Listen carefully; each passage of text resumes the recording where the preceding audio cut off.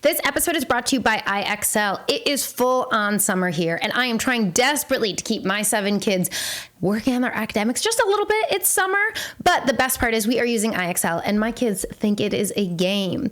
IXL has reading, writing, math, science, and much, much more pre-K through 12th grade. So as you know, the children in this household are, let's see if I can do it. They're going to kindergarten, 3rd grade, 4th grade, 5th grade, 8th grade, 9th grade, 11th grade. So it covers all of our kids. I'm not trying to make this summer super intense with heavy academics, but I want them to chip away. The best part about IXL is it adapts to your child's level. So they're always working at the right pace. Kids get instant feedback and clear expectations, and you as a parent can easily track their progress. The best part is they think that it's a game. Make an impact on your child's learning and get IXL now. The Behavior Blueprint listeners can get an exclusive 20% off IXL membership when they sign up today at IXL.com/behavior. Visit IXL.com/behavior to get the most effective learning program out there at the best price. All right, we are back with part 2 of our emotional regulation series, and I am not going to sit here and tell you to take deep breaths. What I'm going to do is tell you guys some stories which don't put me in the best light, and we're going to talk about what emotional regulation looks like for an adult, how to teach emotional regulation, replacement behavior, really what do we want our kids to do instead, and how do we model that and how do we teach that. This is one of those things that's easier said than done. This is also one of those things that's not like, I did it, check, that box is done. This is something that evolves all the time. If you guys are anything like me, like our parents parented one way, and now we are very aware of therapy and being self-aware. And so I'm constantly thinking in the back of my mind, like, how do I make sure that this turns out better for my kids? Or how do I do this right for my kids? Or whatever that might look like. So I spend a lot of time analyzing myself and my own emotional regulation. So we're going to get into this today, and really at the end of this episode, you should have some solid takeaways about what to do. That is my goal for you. And then we can work together on implementing it, because we all know I am a work in progress. All right, let's get into it. Hi, I'm Mandy, the family behaviorist, and these are 3 of my favorite little humans. Hi, I'm on this podcast. Let's do this. Let's do this. This is the Behavior Blueprint, where we can figure out why kids do what they do. Is that why parents yell sometimes? Sometimes, because parenthood is messy, behavior is complex, but with the right blueprint, we can figure it out together. Yeah!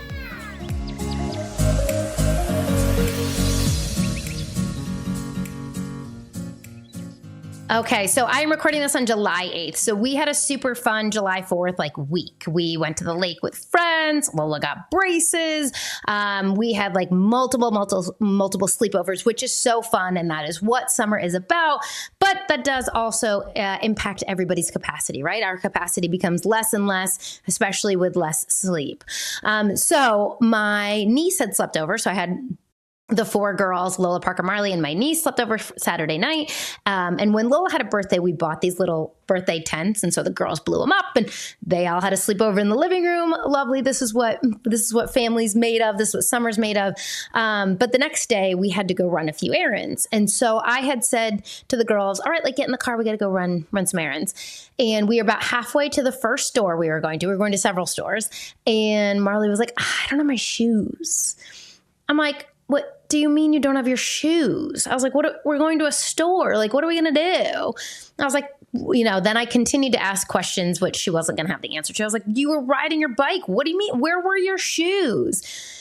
And I sort of left it at that, but I was frustrated. And I was like, okay, I guess I'm going to have to carry you in the store.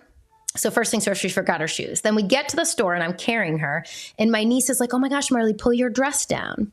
We have a rule in my home. If you wear a dress, you have to wear, I think they're called cartwheel shorts. And earlier in the day, I had looked Marley in the eye, said, oh my God, I love your dress. Are you wearing shorts underneath? And she said, yes. Normally I say, show me. And I must not have this day. So now I'm a little bit double frustrated. We don't have shoes. So you're sitting in the car and we don't have cartwheel shorts on. So our undies are showing. It just was not a great combo. But whatever, we moved on. We went into the store. We got what we needed to get.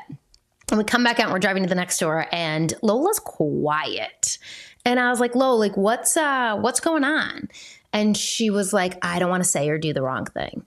Ooh, that one hurt. I was like, what do you mean?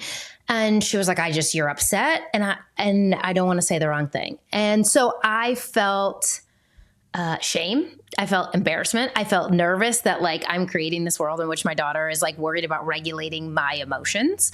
But we had a long talk about it in that moment. And I was like, who are you responsible? Whose emotions are you responsible for?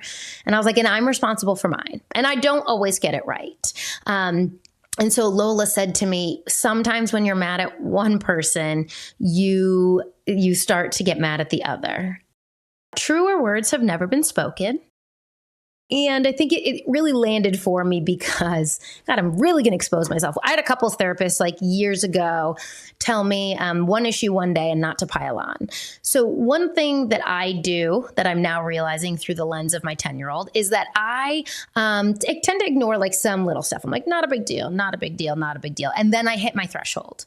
And then I unload on all these not a big deals that I like kept under my cap. So that was not helpful, right? Like ultimately it all came out anyway, all of those things. So Lola was right. The week before when Parker had cut her own hair, as you can hear on last week's episode, I did launch into like, first I was like, why didn't you? You should have told me. I said yes. And then it was like, why are your drawers never closed and the laundry's on the floor and the towels aren't hung up?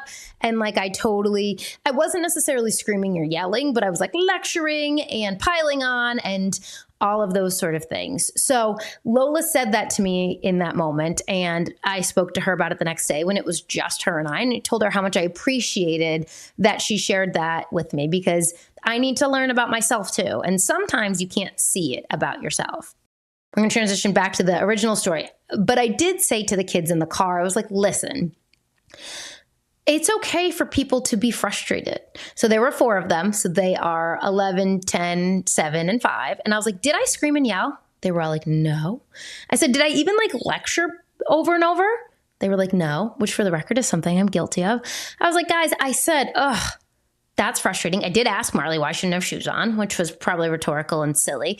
I said, but it's okay for me to be frustrated that we're on our way to the store and that we don't have shoes. Like, that's okay. And I said, so we are going to all screw up in life. I am going to be in the car on the way somewhere and forget my purse. Like, these are things that happen and it's okay to be frustrated about it. I said, but I think I actually handled that pretty well. And then they all hyped me up and clapped for me. So I felt very good about that. The things that are happening here, though, are modeling what that looks like. One of the things I want to be really careful about with my own children is validating. So along these lines, there was an incident at the pool. So our pool is open, which is very exciting, which is why we're going to the store to get floats. And the next day, Lola and Parker were in the pool, and Lola had schlepped out a couple of floats. And then Parker was going to jump through the float. Could you imagine the gall? And Lola was like, no, and grabbed the things and ran. And of course, Jerry was like, Lo, that's not how we respond. And he's right? Like, that's not how we respond. But I looked at him and I was like, that's not helpful. And so I went over to Lola and I said, listen, it's fair. It's fair for you to want to use the floats that you got out. Like, nobody is sitting here saying you must give up the floats. I said, but I'm not sure that the way you handled that was the most appropriate. And I was like, I'm going to be you, you be me. Let me show you what that looked like. And I did a little bit of a dramatization. I like made myself like, no, these are mine. And I grabbed the things and she laughed. And I said, listen, I get it. You are the one who went and blew them up and brought them in the pool. And all of that is fair. Screaming at your sister that she's not allowed to use your floats and stealing multiple floats and running away isn't solving the problem. And so one of the things that I think we have to be careful about as parents is really making sure we're validating the feeling. I would always say, validate the feeling, replace the behavior. It's totally fine to be frustrated. How can we do that? The next thing that I did was I was like, Lo, let's role play this now. Okay, let's practice what I just showed you.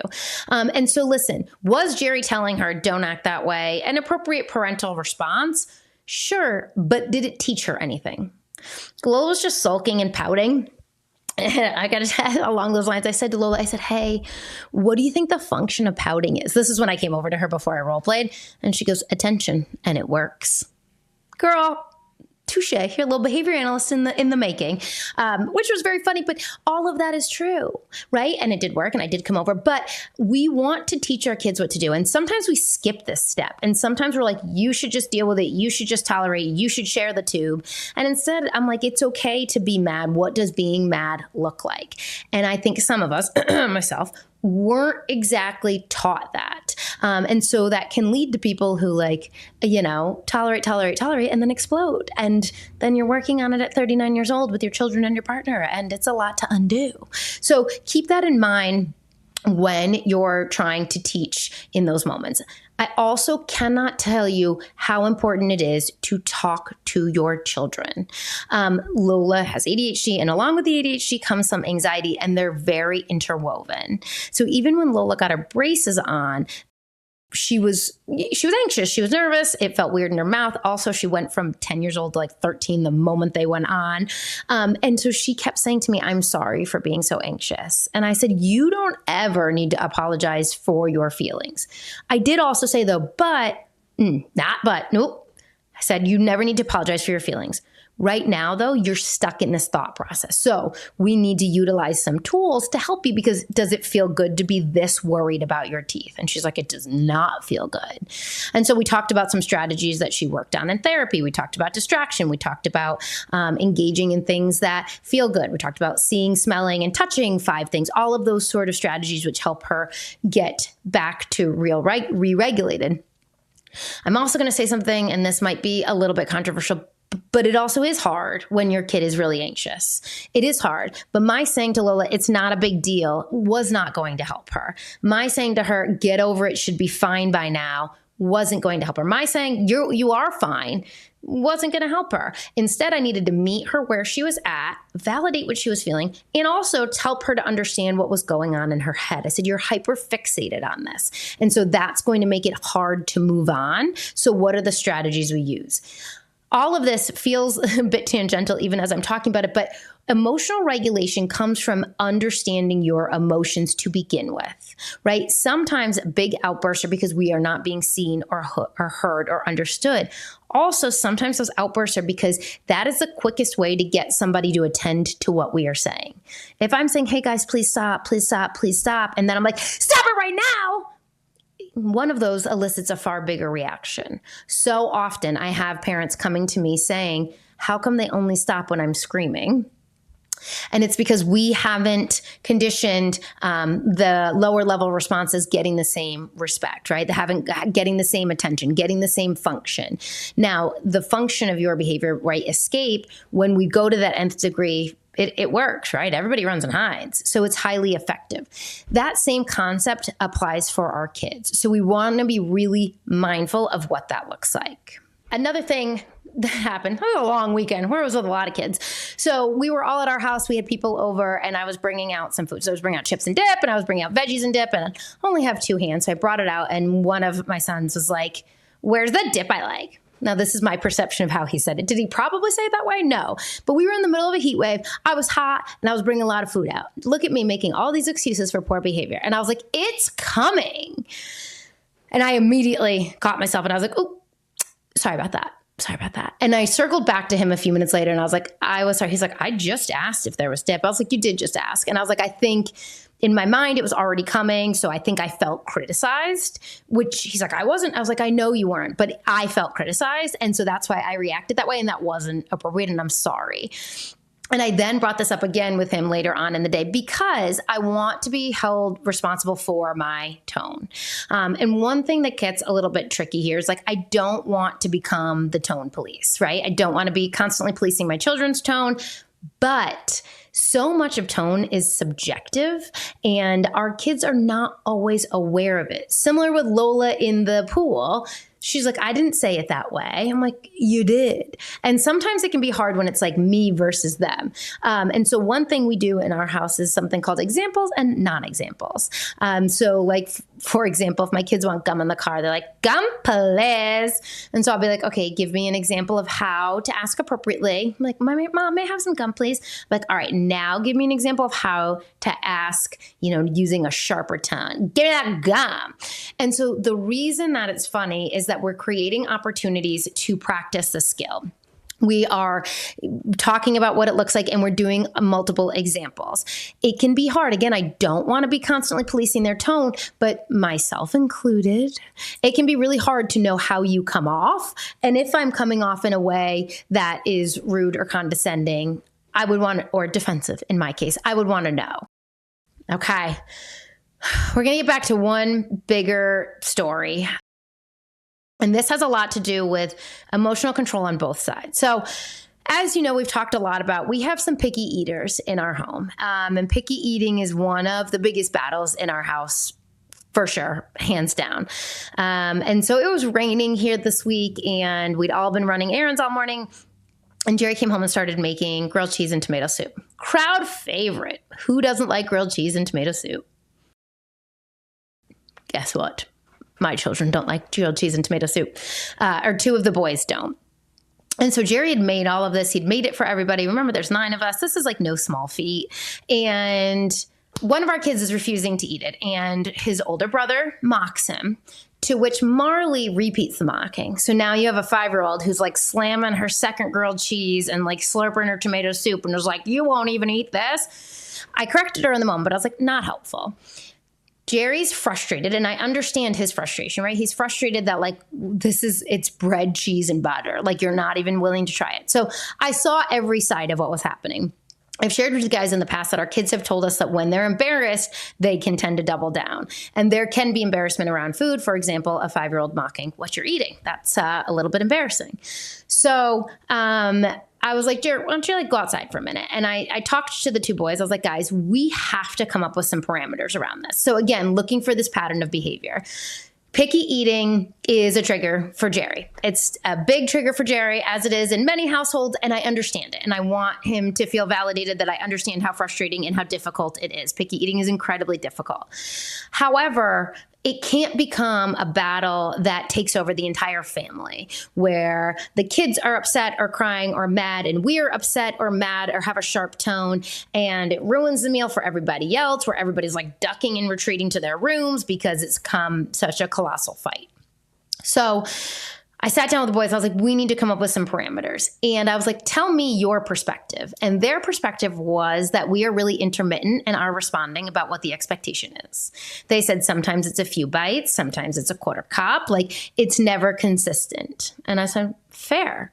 They also went on to say, it's never consistent how you guys are going to react. Sometimes it's not a big deal. Sometimes it's a very big deal. I said, all of this is completely fair. I also explained that, we were in a much better place in like February and March. I think the spring sports were really difficult. We didn't have as many sit-down meals. People were coming and going on various schedules. And so I think that caused us to get a little lackadaisical about what it looked like in our home. And so I heard that. And so I said, okay, how about this? I pulled out a quarter cup and we outlined some food expectations.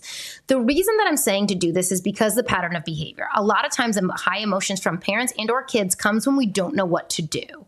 So if I'm a parent and I'm like, that's it, go to bed if you're not going to eat. I don't have a plan, and I default to the low hanging fruit, the threats, the taking away, the punishment.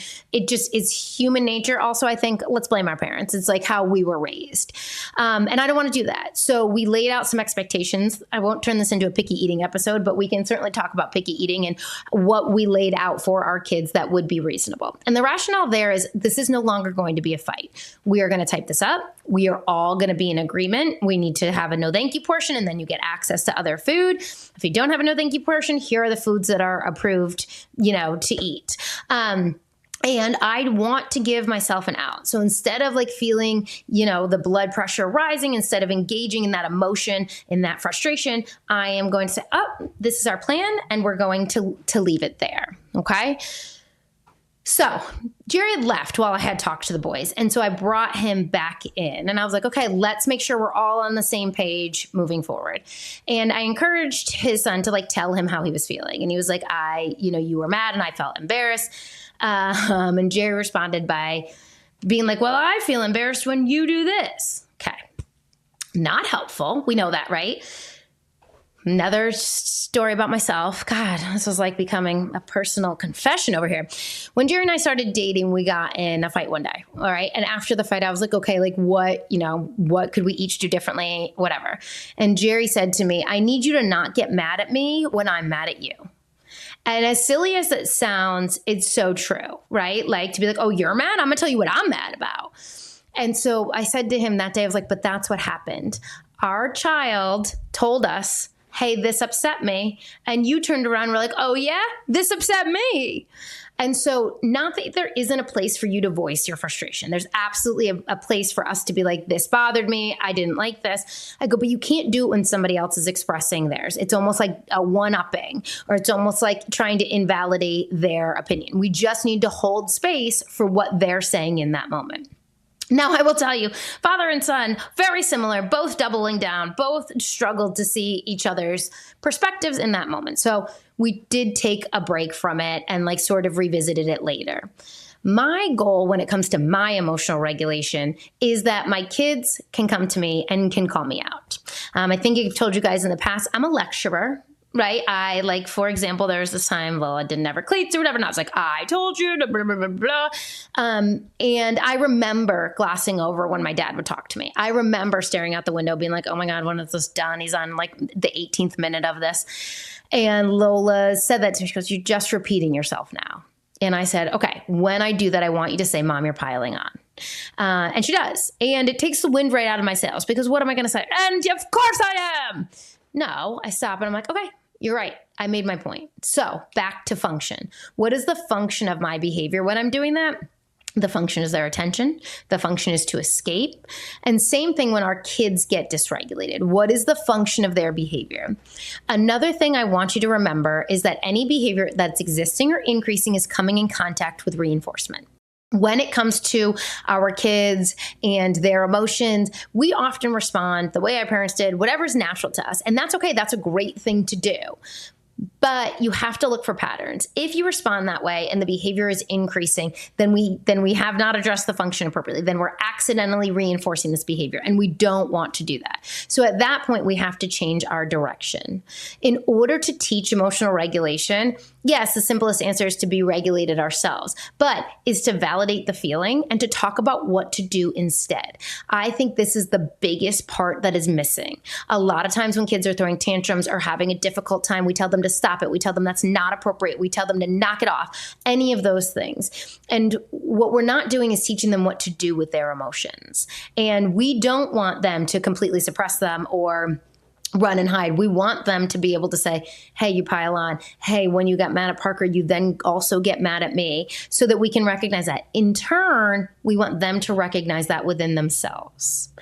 Lola and Parker are 2.5 years apart, and they go back and forth. If you know, it's tough. And I was talking to each of them separately about it, and Lola was in tears, and she was like, I don't know why. You're right. I do that more with her, and I don't know why.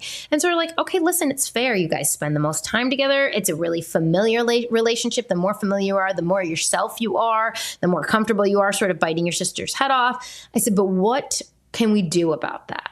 Does that mean we take a little bit more time apart? Does that mean we ask for space more? Like, how can we define that and help them understand those triggers? This is difficult to do. Hi, I'm learning at 39. I learned like 3 new things about myself this week. Like, oh, does it ever end? And the answer is no, it probably doesn't. But what we want to do is really empower our kids to stand up for themselves. The other part of this is a lot of times parents are like, I'm just going to ignore that. Ignoring without replacement doesn't help, because one of 2 things will happen. If a behavior is attention maintained and we ignore it, one of 2 things is going to happen. One, our kids are going to learn that they can't get their needs met, and so they will just stop asking, which is super scary to me. Or 2, if they're not accessing the attention they used to, they're going to up the ante, and their behavior might get worse because that used to work. I'm going to figure out what does work. So instead of ignoring, we want to remove our attention and outline how to get it back. So that looks like, hey, I can tell you're having some big feelings right now. I'll be happy to talk to you when you're ready. That looks like letting our kids know exactly how our attention is accessible. And then when they come to you and they're like, I'm sorry I yelled. Hey, it's okay to be mad. We all get mad, and I'm not asking for you to be perfect. But what I am saying is, what could we have done in that moment, and what can we try differently moving forward? Listen, this is something that happens all the time. This emotional regulation is something we deal with. One of the things I also thought about is like emotional regulation when your kids are being insanely silly. I do not know why that is so triggering for me sometimes, especially being trapped in the car with them when they are like laughing hysterically. Nothing has made me feel like a worse mom than like that realization about like my kids are having joyous laughter and I'm like, ruh-roh. So we just want to keep that in mind. What is the function of our behavior? What is the function of their behavior? What do we want to do instead? And what are we doing to teach that skill? Emotional regulation is not going to change overnight. We need to give our kids the tools and we need to create opportunities to practice. We need to give them that feedback in the moment. Please do not underestimate talking to your kids. One of the best things that I have learned from Lola is saying to my kids, what do you need from me in that moment? And that might not be directly when it happens. Like I said, I was driving her to camp and I was like, hey, what do you need from me when you're feeling that way? And work on it through there. Don't hold yourselves to some impossible standard. Don't follow all these people on Instagram who are like, you just are always calm. I love that. That's not me and that's not my kids. So what can I do to help them get to a place where they can articulate themselves in a manner that it can be heard? Okay, so that is our second part on emotional regulation. We're working on kids and adults. We're working on coping strategies. We're working on recognizing triggers. And ultimately, the biggest takeaway is what do you want them to do instead? And how are you going to teach it? All right, that's it for this episode of the Behavior Blueprint Podcast. If this podcast has helped you even a little bit, leaving a review is one of the biggest ways that you can help me. It helps other parents find the show, and honestly, it helps me know what's landing for you. You can do it right now while you're listening. I would really appreciate it. For information on topics like this and many more, come back to this podcast, The Behavior Blueprint Weekly, and you can always check out my content on Instagram and TikTok at The Family Behaviorist. Thanks so much.